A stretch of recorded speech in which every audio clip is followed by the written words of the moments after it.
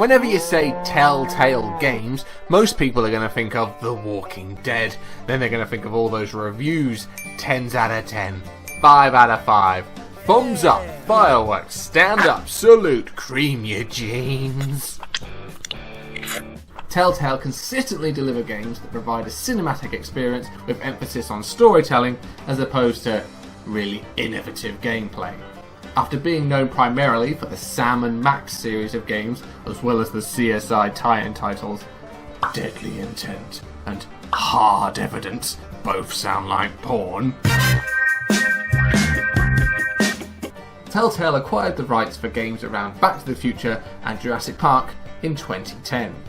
The episodic Back to the Future game was a huge success, bolstering company profits by 90%. A year later, the Jurassic Park game was released with all 4 episodes available on release.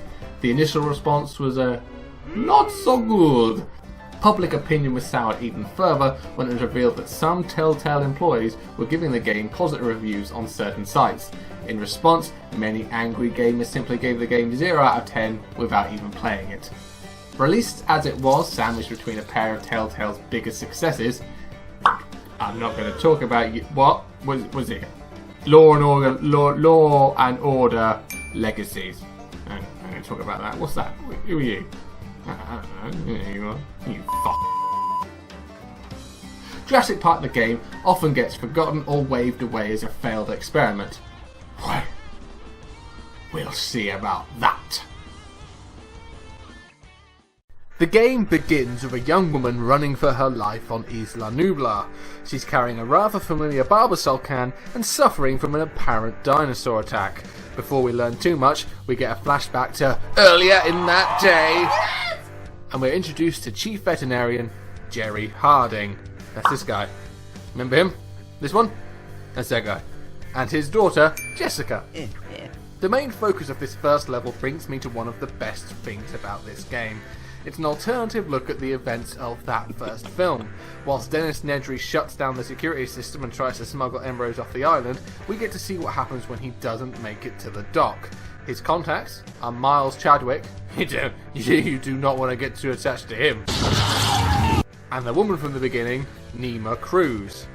And this is the first time in any of the franchise's canonical releases that it's revealed that there were indigenous people living on the island before the park was built. After refusing to be rehomed on the mainland by InGen, Nima's tribe, the Tunsi, I don't know if I'm pronouncing that right, I don't know, have their homes destroyed and are forced to live in extreme poverty.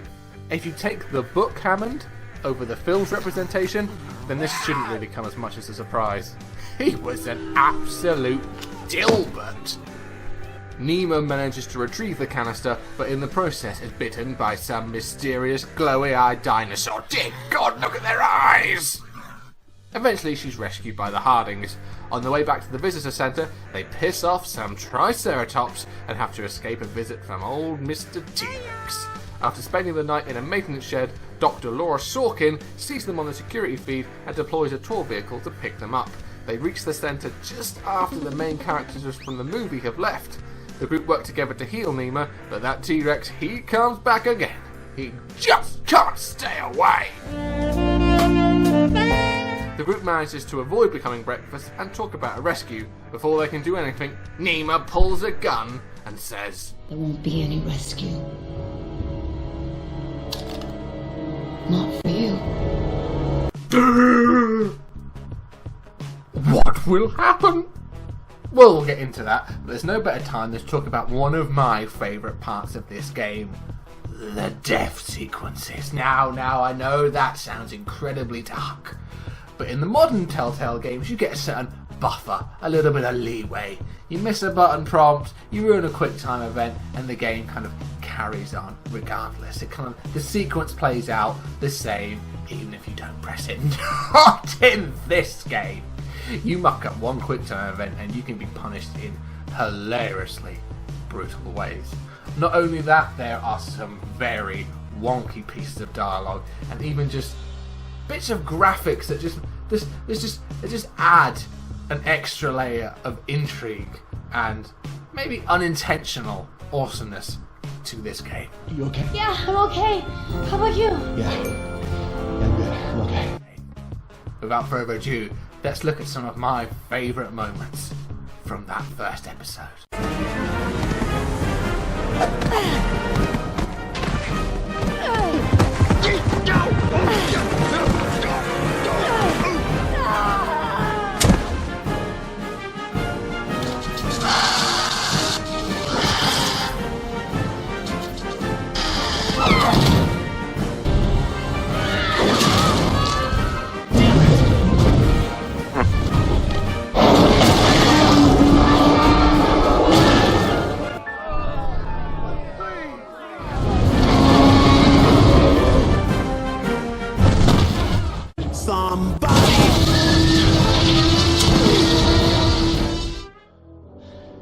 You know what? I'm looking forward to a decent breakfast.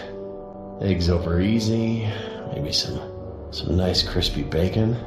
Wouldn't that hit the spot? You love bacon. Yeah.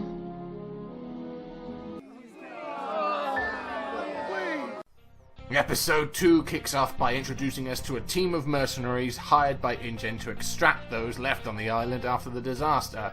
We meet Oscar Morales, a big beardy brute who doesn't suffer fools, and Billy Yoda. It's basically Ryan Reynolds. But he's actually played by James Marsden, who you may remember as Garrett from the Extreme Ghostbusters. Or, if you're like me, Tino from The Weekenders. Anybody? Tino? Weekenders? Tino from The Weekenders. It's Tino from The Weekenders.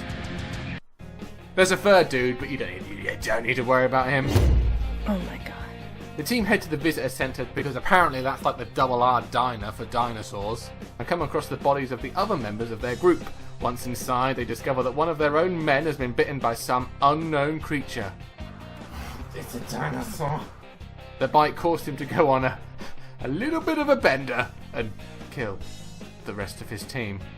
His wound is similar to Nima's from before, and the bright-eyed dinosaurs are back in full force. Meanwhile, Nima is leading the Hardings, trying to use her childhood knowledge of the island to get them back to the coast. This scene is a mixed bag of intriguing character development and janky dialogue. Whilst we learn more about Nima taking the canister smuggling job on to save her young daughter from an implied life of drugs and prostitution, Jerry and Jessica still come across as a little strange. Love your daughter, don't you? Yes, of course. Yes, of course. The Hardings use some subterfuge to send up a smoke signal, and Yoda's team try to come to the rescue. Unfortunately, they're not alone in the sky and are soon forced to make a sharp, sudden landing. Whilst the chopper is being repaired by Decaf, that's the other guy. That's the other guy I told you not to worry about. Oh my god. Yoda and Oscar go to find Nima and the Hardings on foot. The Spitty McInk faces make a return, but Oscar goes full on Eric Cantona and the two escape. The Hardings and Nima stumble across the Bone Shaker, a roller coaster cut into the cliffs. The following portion of the game is one of the most genuinely entertaining aspects of the Jurassic Park franchise. Sure, there is still some slow, plodding puzzle solving, but if the thought of survivors being trapped on a roller coaster as a group of dinosaurs attack them, then you and I have different opinions, and I just can't handle that! Yoda and Oscar save the group, and it's implied that Nima and Oscar have some dark history. Going back to the chopper, they discover that Decaf has disappeared, forcing Yoda to pilot them away from the encroaching T-Rex. The last names on InGen's extraction list are Dr. Sorkin and her assistant, but it's soon revealed that her assistant is dead. Poor bugger didn't even get a death scene. After initially being reluctant to leave the island, Yoda exploits Sorkin's desire to see the park turned into a nature reserve to get her to agree to come along. Before leaving, she insists on reversing the island's lysine deficiency. Jerry is he's not happy with that. What? You cannot give that to the dinosaurs. They need to be contained. If any of them get off the island... You tell her, Jerry. Yeah! Oh, she does it anyway. Using her trained group of parasurfer. The guy with the pompadour, Elvis. She releases the cure into the water supply, and just like that, the dinosaurs are cured. And for all you nitpicky Keep pencil pushing, thinking, oh, what if all the dinosaurs are cured? What about the pterodons? They can just fly away. Well, they mention that later. See? Did you reverse the lysine contingency with the pteranodons? No. My formula targets superorder Dinosauria exclusively. Happy? Wasted my time. Velociraptors attack Sorkin and Harding whilst Nemo tries to hijack the helicopter. The raptor attack is another innovative set piece with the group trapped on the water tower. They see the chopper above and call for help. The ongoing fight inside the chopper causes it to crash, trapping the entire group on the island. La la la. Episode 2 highlights. Former All-SEC defensive tackle. I'll just bust the windows. This should get me into those doors.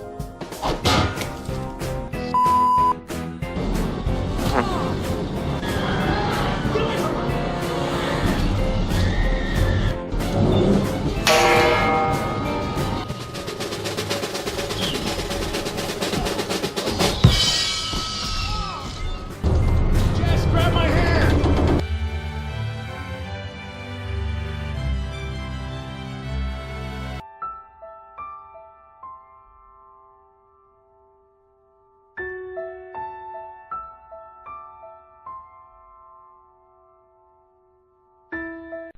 After some literal jerry-rigging of the ladders, Sorkin's group manages to escape into the park's maintenance tunnels. Fine, Dad! Oh! Okay, now up and over. I'm okay. Whilst the mercenaries crash land a short distance away. With the team's weapons destroyed in the crash, Oscar scouts ahead. Yoda discovers the canister in Nemo's pack and forces her into a deal where the trio split the money from the embryo job. Suddenly, the T-Rex attacks again, forcing the pair to escape into the maintenance tunnels as well. It is here where we see the glowing-eyed dinosaurs again, and Nemo refuses to go any further without more light. This is kind of where a huge bugbear people have with the game comes up. Essentially, Oscar tracks a raptor through the tunnels and ends up killing it in one-on-one combat. Just a knife, no gun, nothing. Worse than that, when the group reunite and the raptors attack again, they run away with the implication that they are afraid of Oscar. What the? Amazing. I've never seen them afraid before. Without giving too much away, look, I get it. I understand the anger. I understand that you're kind of pissed that Robbie Coltrane here can take on raptors one-on-one, but the relationship between Oscar and the raptors isn't just left here. It is expanded upon and has, I would say, a satisfying conclusion. Going back to Sorkin and the Hardings in the tunnels, it is revealed that Jessica has stolen Sorkin's cigarettes. I know, shocking. Shocking! She stole them! Because that's exactly what we need. Injected drama into a game about rampaging dinosaurs. The story arc between her and her father is meant to be problem child and her distant dad grow together in peril. But the whole cigarette thing comes across like, well, arguing over the last shrimp at the buffet on the Titanic. Saying all that, it does give us one of the best visuals in the entire game.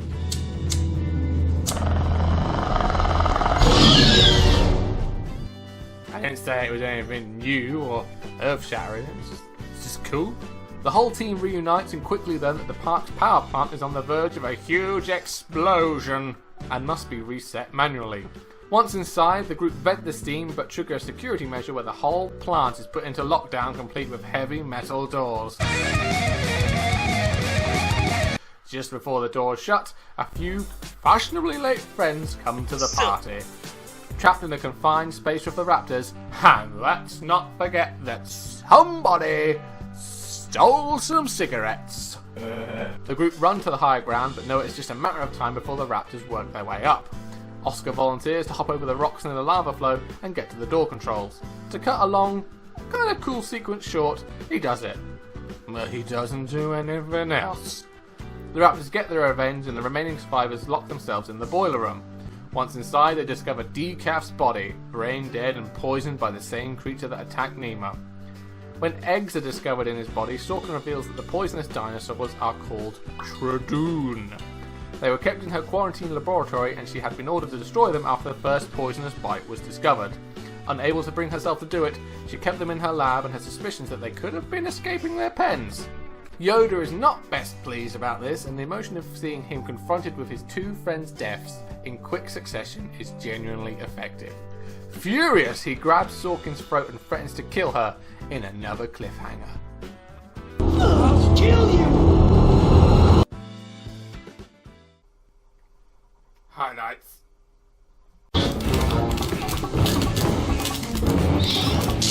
Damn it! Yep, it's live. No way to pick it up like that.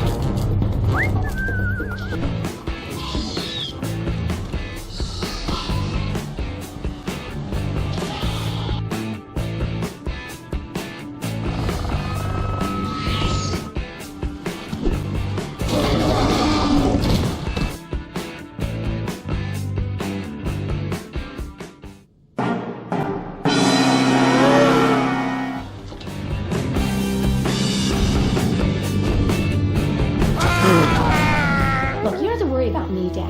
I'm almost 15. I can take care of myself. I don't need you or Mom or anyone. Oh.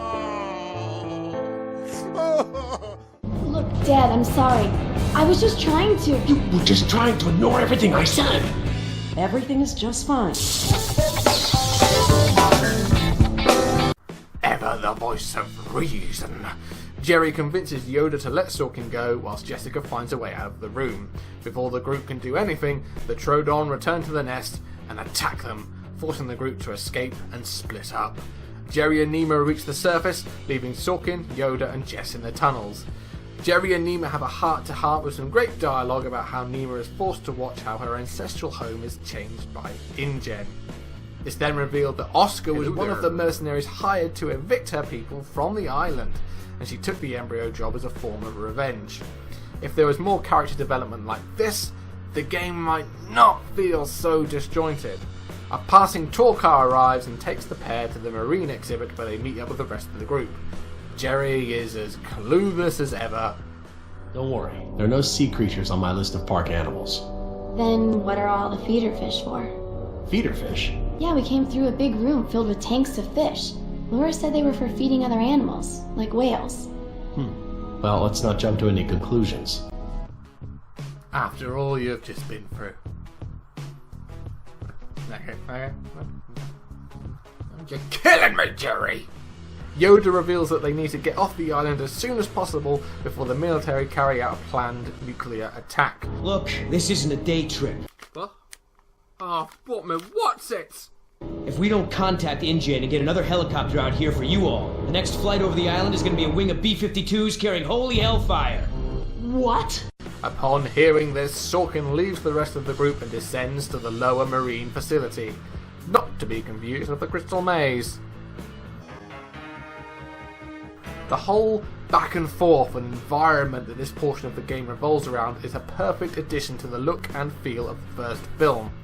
Slated to be opened as part of Phase B, the marine facility is a dark, brooding place with an inherent sense of danger that helps ramp up the feeling of helplessness. It's rare good. The group follows Sorkin down and find out that she is taking them hostage in order to leverage InGen into allowing the dinosaurs to flourish on the island. When things don't go her way, she takes the drastic step of unleashing the Mosasaur. I'll let my boy Jerry explain just what that is. Well, it's sort of a sea lizard. Thank you, Jerry. Personally speaking, this plays into one of my biggest ingrained fears. Being deep in water with something gigantic. Maybe Pinocchio scarred me for life. All I know is this whole part of the game is unnerving, exciting, and fresh for a Jurassic Park commodity. Sorkin is killed when the Mosasaur mistakes her for Samuel L. Jackson. And just like that, our team is down to 4. Yoda calls the military and tells them to go ahead with the plan, and then he turns on the Hardings. It's me, Austin! Oh, son of a bitch! He reveals his plans to leave them to die and get off the island with Nemo and the embryos. When Nemo refuses to leave that lovable little face, Yoda throws the grenade he found on Decaf's body and traps the survivors in the control room. We learn that Jessica actually stole the embryos, so maybe that cigarette thing did have a point, but still. The group soon realise that their only chance of escape is to use the scuba equipment and swim for it. Huh? Nima uses her knowledge of the island to lead them to a lagoon that leaks to the surface, all whilst being hunted by the Mosasaur. If this wasn't an awesome enough finale, when the group finally reach the surface, they're confronted by Yoda, who makes a play for the embryos before the T-Rex appears and eats him all up like a good boy. With a huge chase through the docks, Jerry weaves through the shipping containers, leaving Nima to save either Jessica or the embryos. This is really the only choice you get to make in the game, and the outcomes are too similar to really call the results branching paths. If you save the embryos, Nima is eaten and Jerry and Jess escape, with Jerry hinting that he will adopt Nina's daughter in tribute to her. If you ignore the canister, Nima escapes on the boat and Jess finds a huge cachet of money, no doubt the payment for the embryo job, and Nima uses that to look after her daughter. Is episode 4 highlights? Yeah.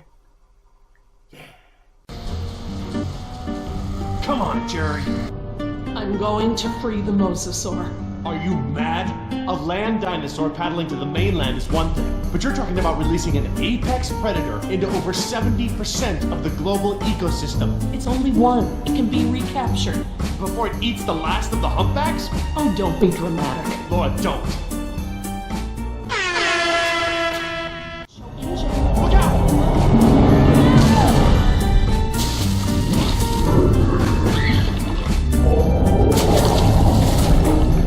Out of the water!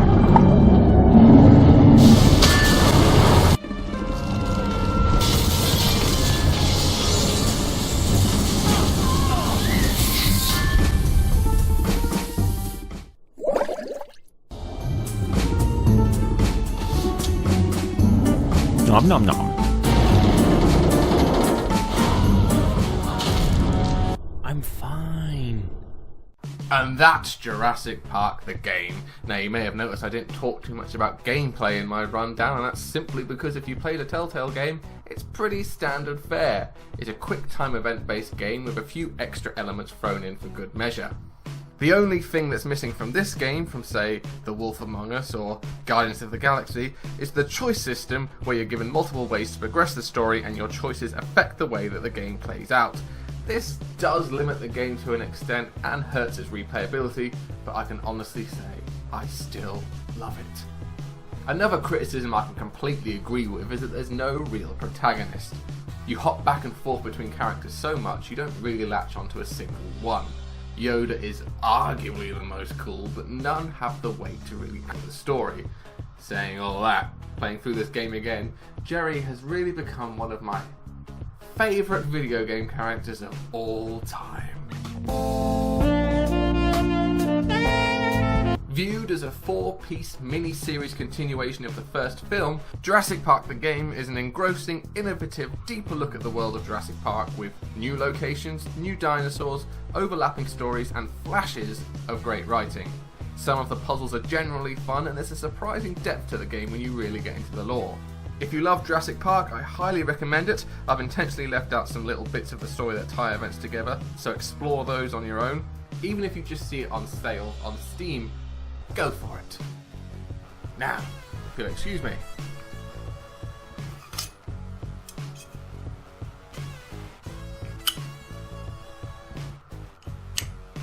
I've got a lot of money to make. There.